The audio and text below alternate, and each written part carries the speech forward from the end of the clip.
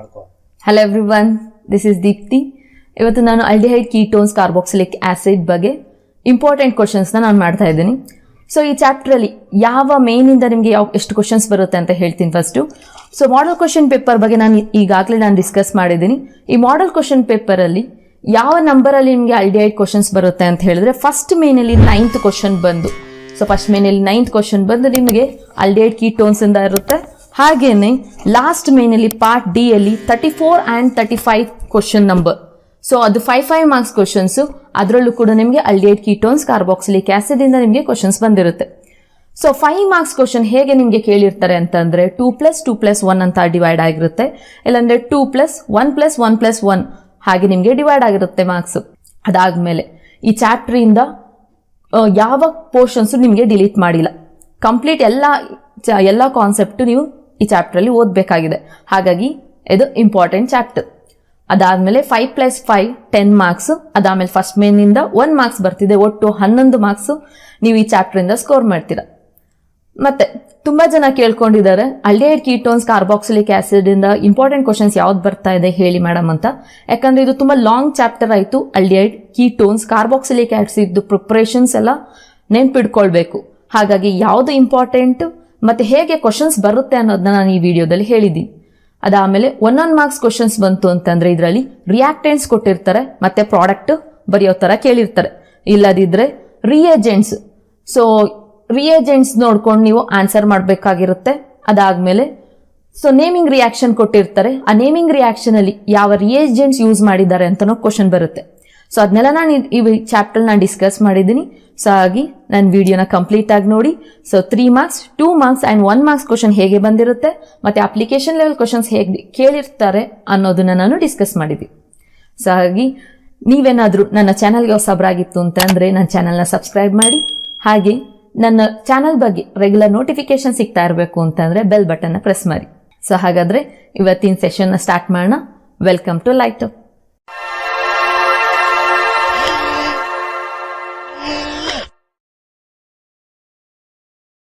Aldehydes and ketones chapters ಇಂದ first question. So first question ನೋಡಿ ಹೇಗೆ ಬರ್ತಾ ಇದೆ ಅಂತ.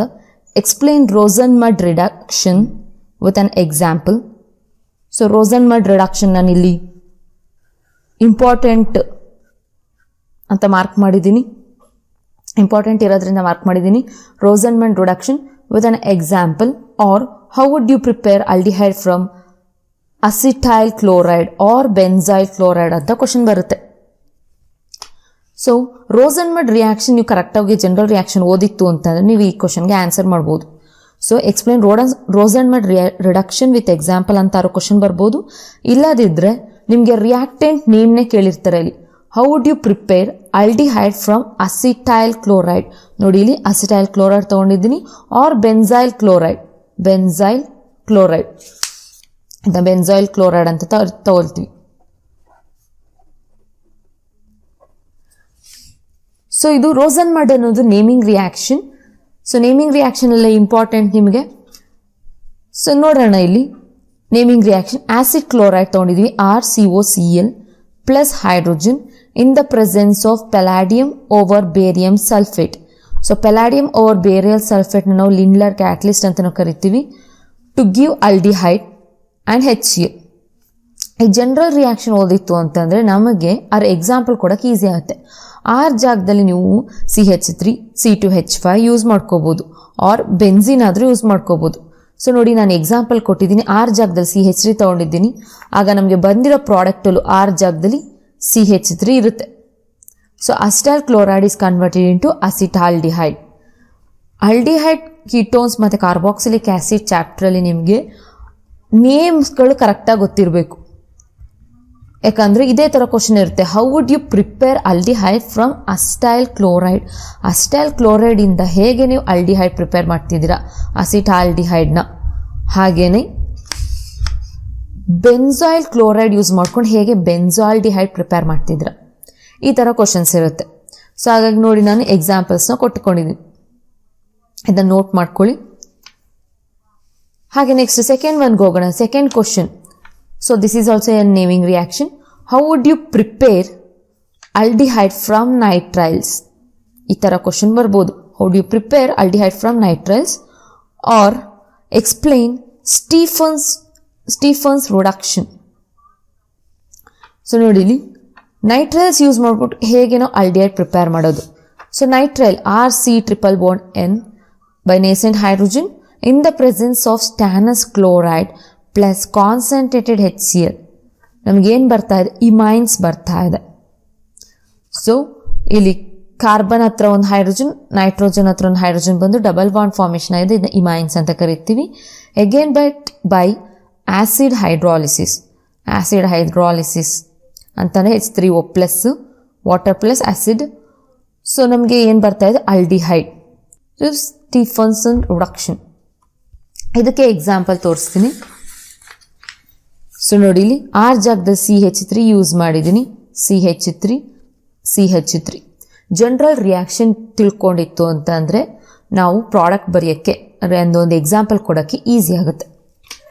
ಅದಾದಮೇಲೆ ಸ್ಟೀಫನ್ ರಿಡಕ್ಷನ್, ಇದ್ರ ಮೇಲೆ ಇನ್ಯಾವ ಥರ ಕ್ವಶನ್ಸ್ ಕೊಡ್ಬೋದು ಅಂತ ಹೇಳಿದ್ರೆ, ನಿಮಗೆ ರಿಯಾಕ್ಟೆಂಟ್ಸ್ ಕೊಟ್ಟಿರ್ತಾರೆ, ಪ್ರಾಡಕ್ಟ್ ಬರೀರಿ ಅಂತ ಹೇಳಿರ್ತಾರೆ. ಫಾರ್ ಎಕ್ಸಾಂಪಲ್ ಇಲ್ಲಿ ನೋಡಿ, ರಿಯಾಕ್ಟೆಂಟ್ CH3C(N) ಕೊಟ್ಟುಬಿಟ್ಟು ನಿಮಗೆ reagent stannous chloride with constant HCl ಅಂತ ಕೊಟ್ಟರೆ ನೀವು ಪ್ರಾಡಕ್ಟ್ ಏನು ಬರೀತೀರಾ, ಹೇಗೆ ಪ್ರಾಡಕ್ಟ್ ಬರೆಯೋದು, ಹೇಗೆ ಕಂಡುಹಿಡಿಯೋದು, ಈ ರಿಯಾಕ್ಟೆಂಟ್ಗೆ ಇದೆ ಪ್ರಾಡಕ್ಟು ಅಂತಂದರೆ ನೀವು ರಿಯೇಜೆಂಟ್ಸ್ನ ನೋಡ್ಕೋಬೇಕು. ಸೊ ಈ ರಿಯೇಜೆಂಟ್ಸ್ ನೋಡಿದ ತಕ್ಷಣ ನಿಮಗೆ ಗೊತ್ತಾಗುತ್ತೆ this is Stephenson reduction. So ಆಗ ನನಗೆ ಏನು ಪ್ರಾಡಕ್ಟ್ ಬರಬೇಕು ಅನ್ನೋದು ಗೊತ್ತಾಗುತ್ತೆ ನಮಗೆ. ಈ ಥರ ನೀವು ಆರ್ಗ್ಯಾನಿಕ್ ಕೆಮಿಸ್ಟ್ರಿನ ನೆನ್ಪಿಟ್ಕೊಳ್ಳೋದು. So CH3C(N) is finally converted into CH3CHO acetaldehyde. The second naming reaction aldehyde ketones ಅಲ್ಲಿ. ನೆಕ್ಸ್ಟ್ ಹೋಗೋಣ ಥರ್ಡ್ ಕ್ವಶನ್ ಹೇಗೆ ಬರುತ್ತೆ ಅಂದರೆ, explain Etard reaction, Etard with an example or explain the preparation of benzaldehyde from toluene. ನೀವು ಯಾವಾಗಲೂ naming reaction ಓದ ತಕ್ಷಣ reactant ಯಾವುದು, ಪ್ರಾಡಕ್ಟ್ ಯಾವುದು ಅಂತ ನೆನ್ಪಿಡ್ಕೊಳ್ಳಿ. ಆಗ ನೀವು ಕ್ವಶನ್ನ ಟ್ವಿಸ್ಟ್ ಮಾಡಿಕೊಟ್ರು ನೀವು ಆನ್ಸರ್ ಮಾಡೋಕ್ಕೆ ಈಸಿ ಆಗುತ್ತೆ. ನೋಡಿ, ಟಾಲಿನಿಂದ ಹೇಗೆ ಬೆನ್ಸಾಲ್ಡಿಹೈಡ್ ಪ್ರಿಪೇರ್ ಮಾಡೋದು ಅಂತ ಕೇಳಿದ್ರೆ ಅದು ಯಾವ reaction, Etard reaction. Okay, so ಟಾಲಿನಿಂದ ನೋಡಿ ನಿಮ್ಗೆ ಯಾವ್ದು ಬಂದರೆ ಬೆನ್ಸಾಲ್ಡಿಹೈಡ್. ರಿಯಾಕ್ಷನ್ಸ್ ನೋಟ್ ಮಾಡ್ಕೊಳ್ಳಿ. ಸೊ ನೆಕ್ಸ್ಟ್ ಫೋರ್ತ್ ಒನ್ಗೆ ಹೋಗೋಣ. ಸೊ ಫೋರ್ತ್ ಒನ್ ಕ್ವಶನ್ ನೋಡಿ, how would you convert toluene into benzaldehyde using chromic oxide or chromic anhydrate. So ಟಾಲಿನಿಂದ ಬೆನ್ಸಾಲ್ಡಿಹೈಡ್ ಕನ್ವರ್ಟ್ ಮಾಡಬೇಕಾದ್ರೆ ಏನು ಯೂಸ್ ಮಾಡ್ತಿದ್ದೀವಿ ಇಲ್ಲಿ, chromic oxide or chromic anhydrate. So ನಾನಿಲ್ಲಿ ಕ್ರೋಮಿಕ್ ಅನ್ಹೈಡ್ರೇಟ್ ತೊಗೊಂಡಿದ್ದೀನಿ, CH3CO ಕ್ರೋಮಿಕ್ ಅನ್ಹೈಡ್ರೇಟ್ ಯೂಸ್ ಮಾಡಿಕೊಂಡ್ರೆ ನಮಗೆ ಪ್ರಾಡಕ್ಟ್ ಬರುತ್ತೆ ಅನ್ನೋದು. Toluene is converted into benzaldehyde. ಈ ಥರ ಕ್ವಶನ್ಸ್ ಯಾರು ಕೊಡಬಹುದು ಅವರ ರಿಯೇಜೆಂಟ್ಸ್ನ ಕೊಟ್ಟು. ಸೊ ಫೋರ್ತ್ ಒನ್ ಆಯಿತು. ನೆಕ್ಸ್ಟ್ ಫಿಫ್ತ್ ಒನ್ಗೆ ಹೋಗೋಣ. Next naming reaction. So fifth one, explain Gattermann Koch reaction. So ಇದನ್ನು 1 ಮಾರ್ಕ್ಸಲ್ಲೂ ಕೇಳ್ತಾ ಇರ್ತಾರೆ. ರಿಯಾಕ್ಟೆಂಟ್ ಮತ್ತು ರಿಯೇಜೆಂಟ್ಸ್ನ ಕೊಟ್ಟಿರ್ತಾರೆ. ನೀವು ರಿಯೇಜೆಂಟ್ಸ್ನ ನೋಡಿ ನಿಮಗೆ ಕಂಡಿಡ್ಕೋಬೇಕು ನೀವು ಇದು ಯಾವ ರಿಯಾಕ್ಷನ್ ಅನ್ನೋದು. Gattermann Koch reaction. So here the benzene is converted into benzaldehyde. ನಾನು ಹೇಳಿದ್ದೀನಿ ಆರ್ಗ್ಯಾನಿಕ್ ಕೆಮಿಸ್ಟ್ರಿಯಲ್ಲಿ ಎಕ್ಸ್ಪ್ಲೇನ್ ಅಂತ ಕೇಳಿದ ತಕ್ಷಣ ನಾವೊಂದು ರಿಯಾಕ್ಷನ್ ಬರೆದು ಆ ರಿಯಾಕ್ಷನ್ ನೇಮ್, ಆ ಕಾಂಪೌಂಡ್ ನೇಮ್ನ ಕೆಳಗಡೆ ಬರೀತಾ ಹೋಯಿತು ಅಂತಂದರೆ ನಿಮಗೆ ಕಂಪ್ಲೀಟ್ ಮಾರ್ಕ್ಸ್ ಸಿಗುತ್ತೆ. ವಿತ್ ರಿಯೇಜೆಂಟ್ಸು ಪರ್ಫೆಕ್ಟ್ ಆಗಿರಬೇಕು. ಟೆಂಪ್ರೇಚರ್, ಪ್ರೆಷರ್ ಏನೇ ಇತ್ತು ಅಂತಂದ್ರೂ ಅದನ್ನ ಕರೆಕ್ಟಾಗಿ ಮೆನ್ಷನ್ ಮಾಡಿರಬೇಕು. So this is Gattermann Koch reaction. Benzene is converted into benzaldehyde. So ಇದನ್ನು ಹೇಗೆ ಕೇಳ್ಬೋದು, how the benzaldehyde is prepared from benzene ಅಂತ ಕೇಳಿದ್ರು same reaction. So next one, explain mechanism of addition of HCN, that is hydrogen cyanide, to aldehyde or ketones. So ಇದೆಲ್ಲ 2 marks question ನಾನು ಹೇಳ್ತಿರೋದು. ಇಷ್ಟೊತ್ತು 5 question ಏನು ಡಿಸ್ಕಸ್ ಮಾಡಿದೆ ಅದರ 2 marks. ಇವಾಗ 6th ಒಂದು ನಾನು ಏನು ಡಿಸ್ಕಸ್ ಮಾಡ್ತಿದ್ದೀನಿ ಇದು 2 ಮಾರ್ಕ್ಸ್ ಕ್ವಶನು. ಇದು mechanism. Explain mechanism of addition of HCN, that is hydrogen cyanide, to aldehyde ಅಂತಾರು ಕ್ವಶನ್ ಬರ್ಬೋದು. Or ketone. ಆಲ್ಡಿಹೈಡ್ ಕೇಳ್ದ ಪರ್ಟಿಕ್ಯುಲರ್ ಆಗಿ ಆಲ್ಡಿಹೈಡ್ ಮೆನ್ಷನ್ ಮಾಡಿ, ಕೀಟೋನ್ ಕೇಳ್ದ ಕೀಟೋನ್ ಮೆನ್ಷನ್ ಮಾಡಿ. ಸೊ ಇವಾಗ ನಾನು ತೋರಿಸ್ತೀನಿ ಹೇಗೆ ಮೆಕ್ಯಾನಿಸಮ್ ಬರೆಯೋದು ಅಂತ. ಸೊ ಫಸ್ಟು ಆಲ್ಡಿಹೈಡ್ಗೆ ತೋರಿಸ್ತಾ ಇದ್ದೀನಿ. Step 1, attack of nucleophile. Aldehyde ಅಂತಂದರೆ RCHO. ನಾನಿಲ್ಲಿ ಬರೀ ಕಾರ್ಬೊನಿಲ್ ಗ್ರೂಪ್ ಮೆನ್ಷನ್ ಮಾಡಿದ್ದೀನಿ, ಇಲ್ಲಿ R ಅಂತ ತಗೊಳ್ತಿದ್ದೀನಿ, CHO. So aldehyde. ಸೊ ಆಲ್ಡಿಹೈಡಲ್ಲಿ ಈಗ HCN ಅಂತ ಹೇಳ್ತಿದ್ದೀನಿ, ಹೈಡ್ರೋಜನ್ ಸಯನೈಡಲ್ಲಿರೋ cyanide group negative ion nucleophile ಏನಾಗ್ತಿದೆ, ಆಲ್ಡಿಹೈಡ್ಗೆ ಅಟ್ಯಾಕ್ ಆಗ್ತಿದೆ. ಸೊ ಅಟ್ಯಾಕ್ ಆಫ್ ನ್ಯೂಕ್ಲಿಯೋಫೈಲ್ ಇದು ಬಂದು ಅಟ್ಯಾಕ್ ಆಗ್ತಿದ್ದಂಗೆ ನಮಗೆ ಇಲ್ಲಿ ಬಾಂಡ್ ಬ್ರೇಕ್ ಆಗಿ ಶಿಫ್ಟಿಂಗ್ ತೋರಿಸ್ತೀವಿ. ಸೊ ಅದನ್ನ ನಾವು ಹೀಗೆ ಬರ್ಕೋತೀವಿ, CN ಬಾಂಡ್ ಆಗಿದೆ, ಇದು R, ಇದು H. CN ಬಂದು ಬಾಂಡ್ ಆಗ್ತಿದ್ದಂಗೆ ಇಲ್ಲಿ ಡಬಲ್ ಬಾಂಡ್ ಇದ್ದು ಸಿಂಗಲ್ ಬಾಂಡ್ ಕನ್ವರ್ಟ್ ಆಗುತ್ತೆ. ಬಾಂಡ್ ಶಿಫ್ಟಿಂಗ್ ತೋರಿಸಿ ಇಲ್ಲಿ ಮೈನಸ್ ಬರುತ್ತೀವಿ. ಸೊ ಫಸ್ಟ್ ಸ್ಟೆಪ್ ಅಬ್ಸರ್ವ್ ಮಾಡಿ, ಆಲ್ಡಿಹೈಡ್ CN ನ್ಯೂಕ್ಲಿಯೋಫೈಲ್ ಅಟ್ಯಾಕ್ ಆಗ್ತಿದ್ದಂಗೆ ನಿಮಗೆ O ಆಕ್ಸಿಜನ್ ಮೇಲೆ ನೆಗೆಟಿವ್ ಚಾರ್ಜ್ ಬರುತ್ತೆ. This is the first step. And the second step, hydrogen ಸಯನೈಡಲ್ಲಿರೋ ನೆಗೆಟಿವ್ ಚಾರ್ಜು ಅಟ್ಯಾಕ್ ಆಗಿದೆ. ಸೊ ನೆಕ್ಸ್ಟ್ ಇನ್ನೊಂದು ಯಾವ್ದು ಮಿಕ್ಕಿದೆ, hydrogen, that is proton. So second step attack of proton. So proton ಎಲ್ಲಿಗೆ attack ಆಗಬೇಕು? So proton means it contains positive charge, it is attracted by the negative charge. So ಇಲ್ಲಿ aldehyde ತೊಗೊಂಡಿದ್ದೀನಿ. So proton ಏನಾಗುತ್ತೆ, oxygen ಜೊತೆ combine ಆಗುತ್ತೆ. ಆಗ ನಿಮಗೆ ಬರೋ ಪ್ರಾಡಕ್ಟು RCHOH CN. ಸೊ ಇದು ಮೆಕ್ಯಾನಿಸಮ್. ಇದು ಇಂಪಾರ್ಟೆಂಟ್ ಕ್ವಶನ್, ನೋಡ್ಕೋಬೇಕು. First step attack of nucleophile, second step attack of proton. ಇದೇ ಥರ ನಿಮಗೆ ಆಲ್ಡಿಹೈಡ್ ಬದಲು ಕೀಟೋನು ಕೇಳ್ತಾರೆ. ಕೀಟೋನ್ ಕೇಳಿದಾಗ ನೀವು ಇಲ್ಲಿ ಚೇಂಜಸ್ ಮಾಡ್ಕೋಬೇಕು. ಇಲ್ಲಿ RH ಇದೆ, RH. ಕೀಟೋನ್ ಕೇಳಿದಾಗ ಎರಡು ಕಡೆನೂ R ಬಂದಿರುತ್ತೆ. ಸೊ ಡಿಫ್ರೆಂಟ್ ಗ್ರೂಪ್ಸ್ ನಾವು ಮಾಡ್ತೀವಿ. ಸೊ ನೋಡಿ, ಕೀಟೋನಿಗೆ ತೊಗೊಳ್ತಾ ಇದ್ದೀನಿ. ಕೀಟೋನ್ ಅಂದ ತಕ್ಷಣ R' ಅಂತ ಯೂಸ್ ಮಾಡ್ಕೊಳ್ತಾ ಇದ್ದೀವಿ. So ketone attack of, first step attack of nucleophile. So nucleophile attack ಆಗ್ತಾ ಇದೆ. ಸೊ ನಿಮಗೆ ಬರೋ product RR-O CN. This is the first step. The second step is attack of proton, that is H+. So proton ಯಾವುದಕ್ಕೆ attach ಆಗುತ್ತೆ, it is attracted by oxygen.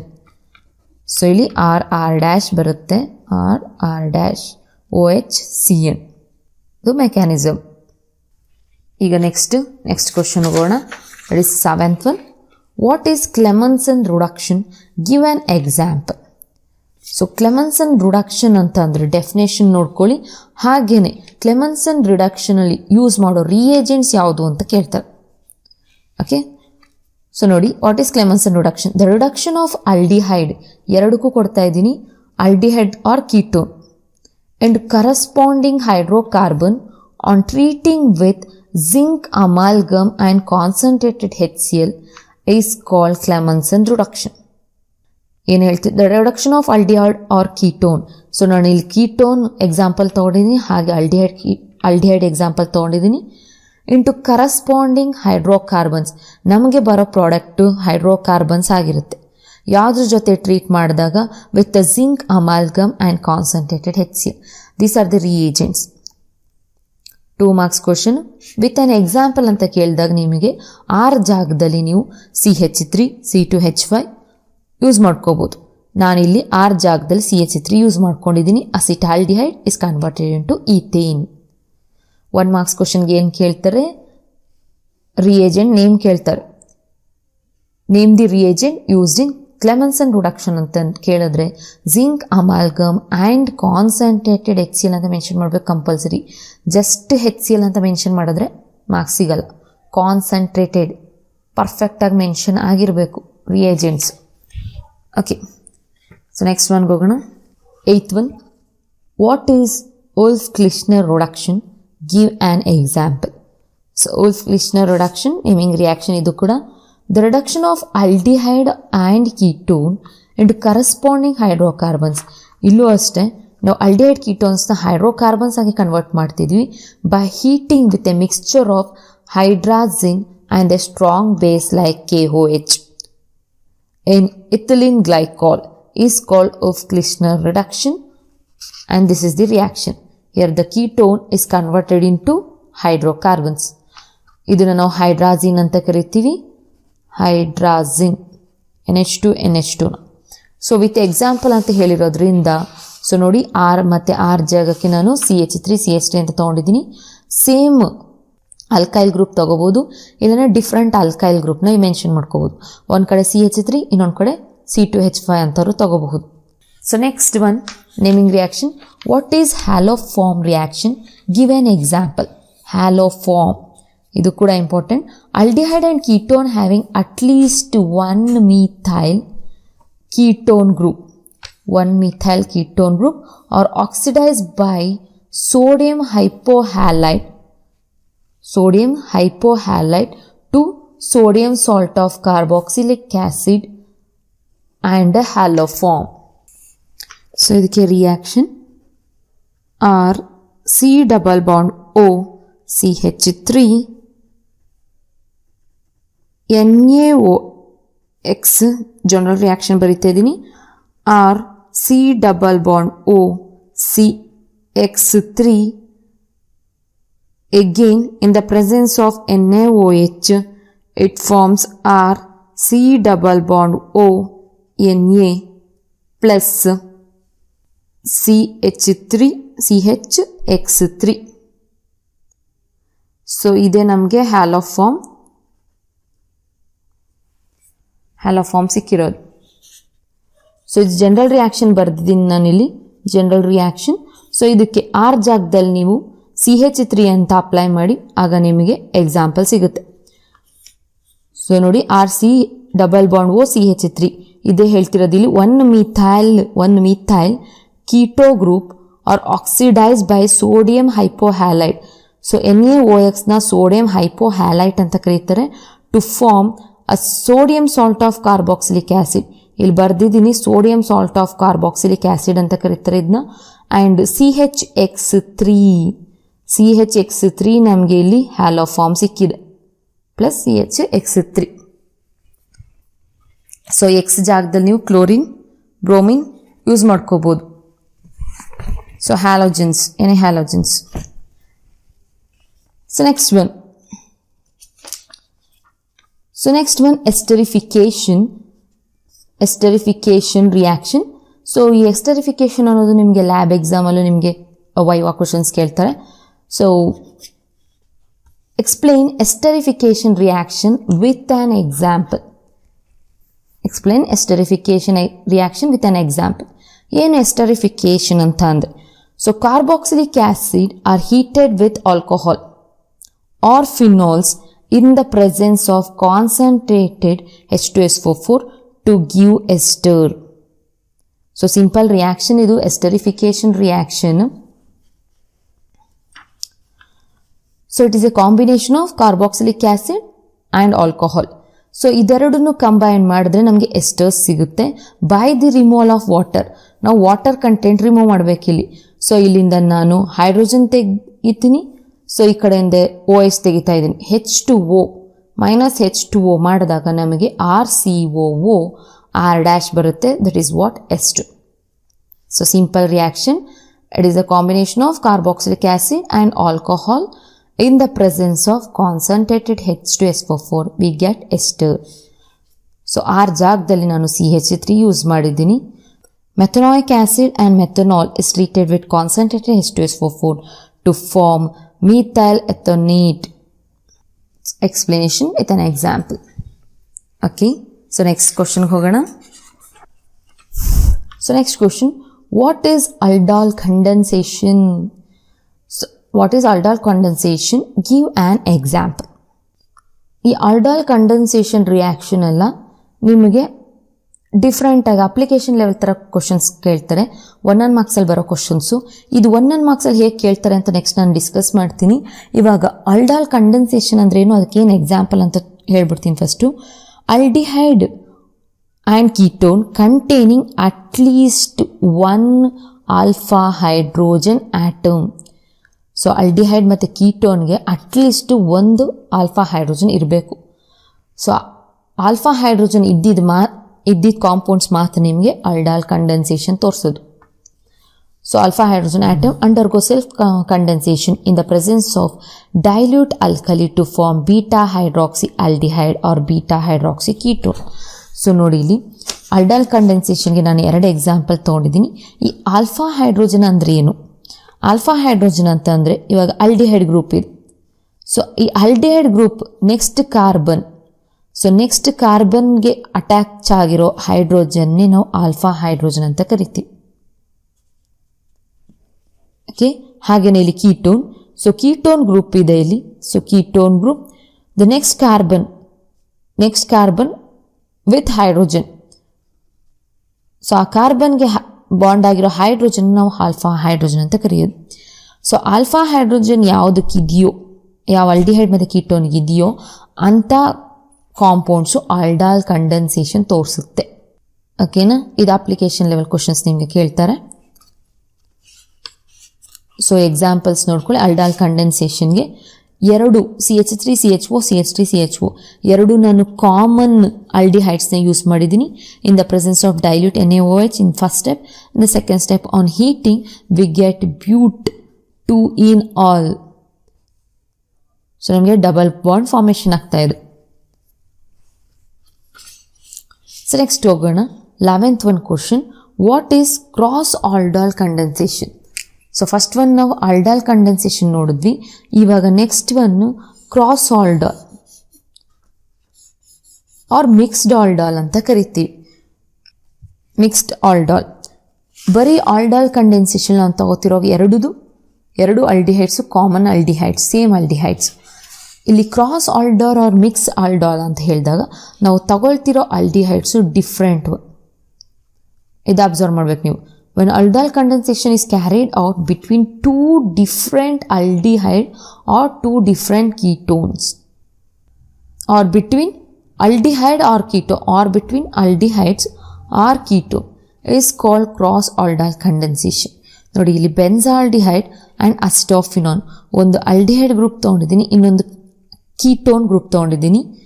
ಈ ಥರ mix ಆಗಿತ್ತು ಅಂದರೆ ಅದನ್ನ ಕ್ರಾಸ್ ಆಲ್ಡಾಲ್ ಅಂತ ಕರಿತೀವಿ. ಸೊ ಆಗ ನಿಮಗೆ ಬರೋ ಪ್ರಾಡಕ್ಟು ಬೆನ್ಸಾಲ್ ಅಸಿಟೋಫಿನಾನ್. ಇದನ್ನು ನಿಮಗೆ ಮಾಡೆಲ್ ಕ್ವಶನ್ ಪೇಪರಲ್ಲಿ ಕೇಳಿದ್ದಾರೆ ಈ ಕ್ವಶನ್ನ. ಸೊ ನೀವು ನೋಡಿ ಇಲ್ಲಿ ಇರೋ ನೇಮ್ಸ್ನ ನೆನ್ಪಿಟ್ಕೋಬೇಕು. Benzaldehyde combines with acetophenone, the product obtain is benzal acetophenone. ಈ ಕ್ವಶನ್ ಕೊಟ್ಟಿದ್ದಾರೆ 2 ಮಾರ್ಕ್ಸ್ಗೆ. So in the presence of dilute NaOH at temperature 293 Kelvin. So next 12th one ಹೋಗೋಣ. ಸೊ ನೋಡಿ ಎಲ್ಲ ಬರೀ ನೇಮಿಂಗ್ ರಿಯಾಕ್ಷನ್ಸ್ ಇದೆ. So next 12th one, what is Cannizzaro reaction? Give an example. Cannizzaro important. So 2 molecules of aldehyde which do not contain alpha hydrogen atom. So ಇದರಲ್ಲಿ alpha hydrogen ಇರಬಾರ್ದು ಅಂಥ ಆಲ್ಡಿಹೈಡ್ಸು ನಿಮಗೆ ಕ್ಯಾನಿಜಾರೋ reaction ತೋರಿಸುತ್ತೆ. 2 molecules of aldehyde which does not contain alpha hydrogen reacts with the strong alkali and undergo redox reaction to produce a primary alcohol and the salt of carboxylic acid. So ನೋಡಿ ಇಲ್ಲಿ aldehyde group ಇದೆ, ಆದರೆ alpha hydrogen ಇಲ್ಲ. Aldehyde ಪಕ್ಕ ಇರೋ carbon ಇಲ್ಲ, ಕಾರ್ಬನ್ಗೆ hydrogen bond ಆಗಿಲ್ಲ. ತೋರಿಸ್ತೀನಿ ನಾನು ಆಗಲೇ ಆಲ್ಡಾಲ್ ಕಂಡೆನ್ಸೇಷನ್ ನೋಡಿ ಆಲ್ಡಿಹೈಡ್ ಗ್ರೂಪ್ ಇದೆ, ಅದರ ನೆಕ್ಸ್ಟ್ ಕಾರ್ಬನ್ಗೆ ಹೈಡ್ರೋಜನ್ ಬಾಂಡ್ ಆಗಿದೆ. ಸೊ ಅದನ್ನ ಆಲ್ಫಾ ಹೈಡ್ರೋಜನ್ ಅಂತ ಕರಿತೀವಿ. ಬಟ್ ಇಲ್ಲಿ HCHO ಅಲ್ಲಿ ಜಸ್ಟ್ ಆಲ್ಡಿಹೈಡ್ ಗ್ರೂಪ್ ಇದೆ, ಆಲ್ಡಿಹೈಡ್ ಗ್ರೂಪ್ಗೆ ಹೈಡ್ರೋಜನ್ ಬಾಂಡ್ ಆಗಿದೆ, ಅದರ ನೆಕ್ಸ್ಟ್ ಯಾವ ಕಾರ್ಬನು ಇಲ್ಲ ಇಲ್ಲಿ. ಸೊ ಇಂಥದನ್ನ ನಾವು it does not contain alpha hydrogen ಅಂತ ಹೇಳ್ತೀವಿ. ಹಾಗೆಯೇ ನೆಕ್ಸ್ಟ್ ನೋಡಿ ಇಲ್ಲಿ ಬೆನ್ಸಾಲ್ಡಿಹೈಡ್ ತೊಗೊಂಡಿದ್ವಿ, ಇಲ್ಲೂ ಅಷ್ಟೇ ಬೆನ್ಝೀನ್. ಇಲ್ಲಿ ಸೊ ಬೆನ್ಝೀನ್ ಸ್ಟ್ರಕ್ಚರ್ ಹಿಂಗೆ ಬರೀತೀವಿ ಅಂತ ಇಟ್ಕೊಳ್ಳಿ. CHO ಇದೆ. So functional group aldehyde group. So ಇದ್ರ ನೆಕ್ಸ್ಟ್ ಕಾರ್ಬನ್ ಬಂದಿದೆ ಇಲ್ಲಿ. ಈ ಕಾರ್ಬನ್ಗೆ ಹೈಡ್ರೋಜನ್ ಬಾಂಡ್ ಆಗಿಲ್ಲ.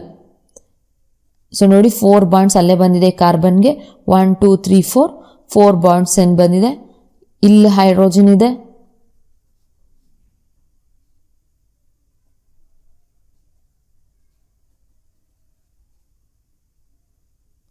ಸೊ ಇಲ್ಲೆಲ್ಲ ಹೈಡ್ರೋಜನ್ ಇದೆ, ಬಟ್ ಇಲ್ಲಿ ಹೈಡ್ರೋಜನ್ ಇಲ್ಲ. ಈ ಹೈಡ್ರೋಜನ್ ರೀಪ್ಲೇಸ್ ಮಾಡಿ ನಮಗೆ CH2 ಆ್ಯಡ್ ಮಾಡಿದ್ದಾರೆ.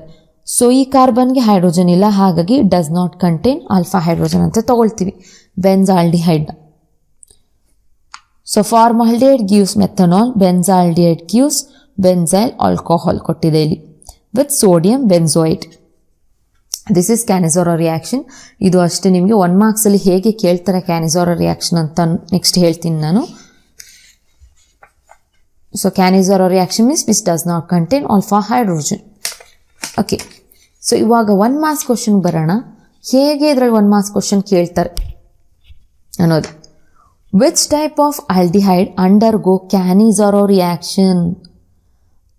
ಸೊ ನೋಡಿ answer, aldehyde without alpha hydrogen. ನೋಡಿ, without alpha hydrogen undergo Cannizzaro reaction.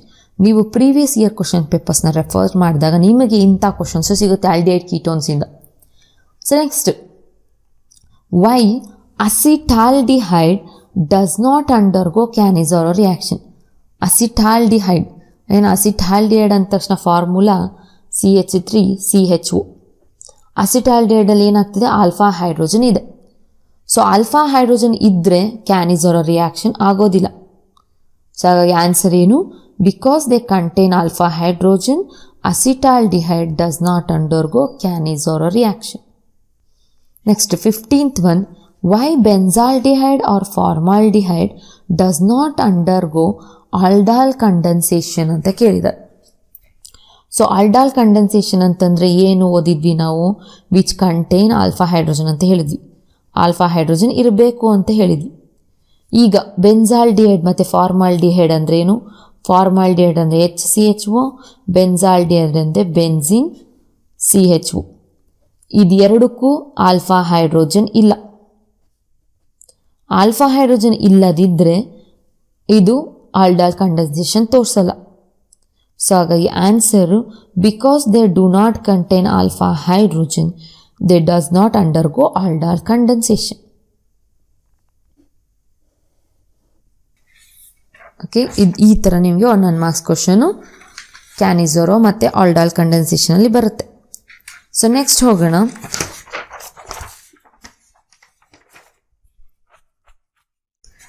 Sixteenth one.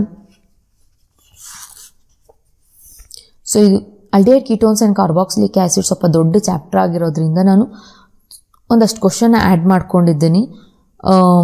ಯಾವುದು ನೇಮಿಂಗ್ ರಿಯಾಕ್ಷನ್ಸು ಮತ್ತು ಇಂಪಾರ್ಟೆನ್ಸು ಯಾವ ಥರ ಕ್ವಶನ್ಸ್ ಬರುತ್ತೆ ಅನ್ನೋದು ತೋರಿಸ್ಕೊಟ್ಟಿದ್ದೀನಿ ಇಲ್ಲಿ. 16th one ನೋಡಿ, what is Hell Volhard Zelinsky reaction? So ಇದನ್ನು ಶಾರ್ಟ್ ಫಾರ್ಮ್ ಆಗಿ HVZ ರಿಯಾಕ್ಷನ್ ಅಂತ ಕರೀತಾರೆ. So give an example. So carboxylic acid containing alpha hydrogen reacts with the chlorine or bromine in the presence of small quantity of red phosphorus to form alpha halo acid. Important question ಇದು, HVZ ಅಂತಲೇ ಕೇಳ್ತಾರೆ ನಿಮಗೆ. So ನೋಡಿ ಇಲ್ಲಿ general reaction RCH2COOH in the presence of halogen with red phosphorus. At second condition, in the presence of water, we get alpha halo carboxylic acid. So ಇಲ್ಲಿ carboxylic acid ಇದೆ, ಅದರ next carbon ನಾವು alpha ಅಂತ ಕರಿತೀವಿ. Alpha ಕಾರ್ಬನ್ಗೆ halogen bond ಆಗಿದೆ, ಹಾಗಾಗಿ ಇದನ್ನ alpha hello acids ಅಂತ ಯೂಸ್ ಮಾಡ್ತೀವಿ. That is alpha hello carboxylic acid. So ಇಲ್ಲಿ ಹ್ಯಾಲೋಜನ್ಸ್ ನೋಡಿ ಕ್ಲೋರಿನ್ ಆರ್ ಬ್ರೋಮಿನ್ ಅಂತ ಮೆನ್ಷನ್ ಮಾಡಿದ್ದೀನಿ. So next example. ಸೊ ನೀವು ಎಕ್ಸಾಂಪಲ್ಗೆ ನೀವು ಆರ್ ಜಾಗದಲ್ಲಿ ಅಲ್ಕೈಲ್ ಗ್ರೂಪ್ಸ್ನ ಆ್ಯಡ್ ಮಾಡಬಹುದು. ನಾನಿಲ್ಲಿ ಅಸ್ಟಿಕ್ ಆ್ಯಸಿಡ್ ತೊಗೊಂಡಿದ್ದೀನಿ ಆ್ಯಂಡ್ ಕ್ಲೋರೋ ಅಸ್ಟಿಕ್ ಆ್ಯಸಿಡ್ ನಿಮಗೆ ಪ್ರಾಡಕ್ಟ್ ಬಂದಿದೆ. ನೆಕ್ಸ್ಟು ಕೆಲವೊಂದು ಕೀ ಪಾಯಿಂಟ್ಸ್.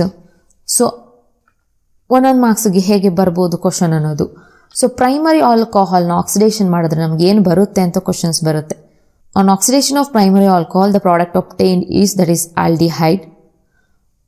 ಸೊ ಆಲ್ಡಿಹೈಡ್ನ ನಾವೇನಾದ್ರು ರಿಡಕ್ಷನ್ ಮಾಡಿದ್ರೆ ನಮಗೆ ಬರೋ ಪ್ರಾಡಕ್ಟು ಪ್ರೈಮರಿ ಆಲ್ಕೋಹಾಲ್ ಆಗಿರುತ್ತೆ.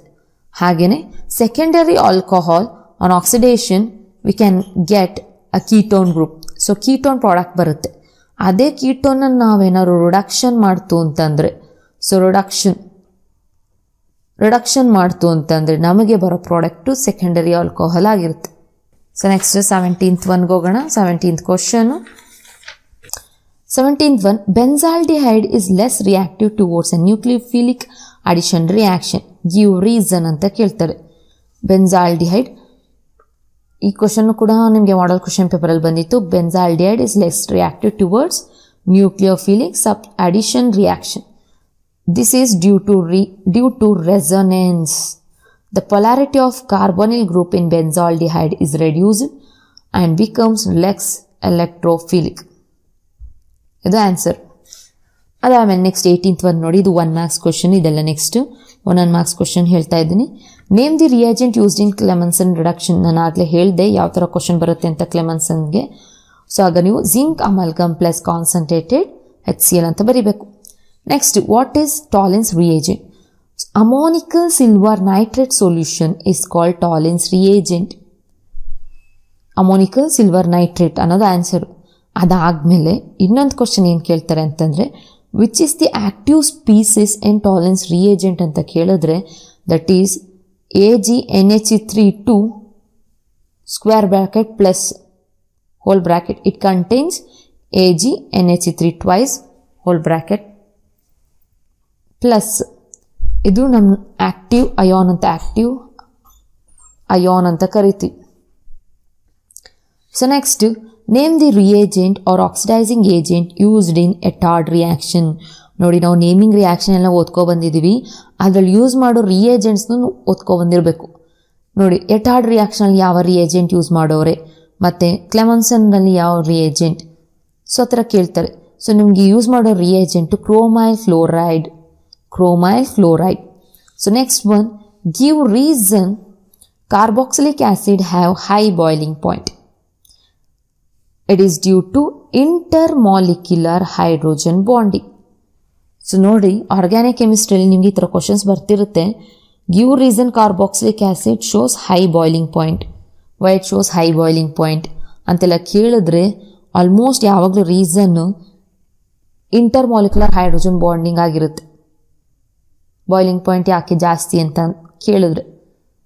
So next 22nd question, carboxylic acid are soluble in water.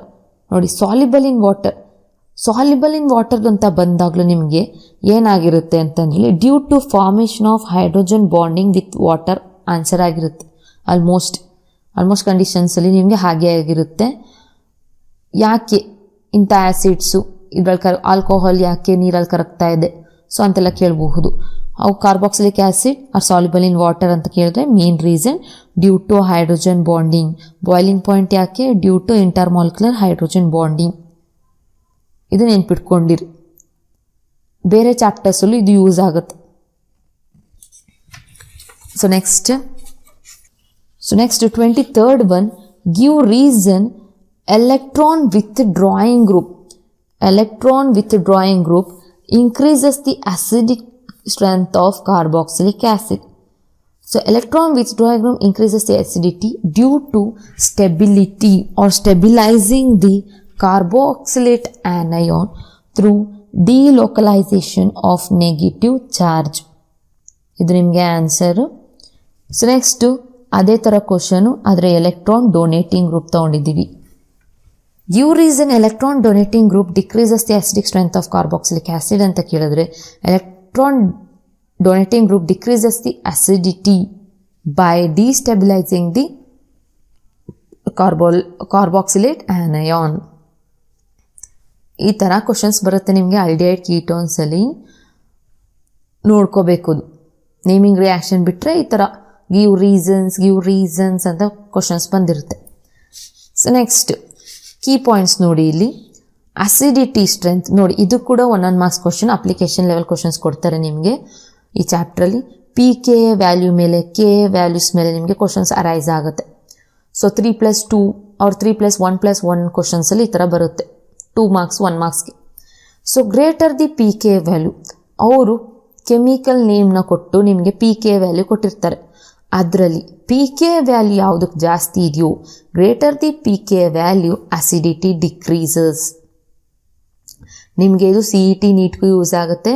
Greater the P K value acidity ಕಮ್ಮಿ ಇರುತ್ತೆ.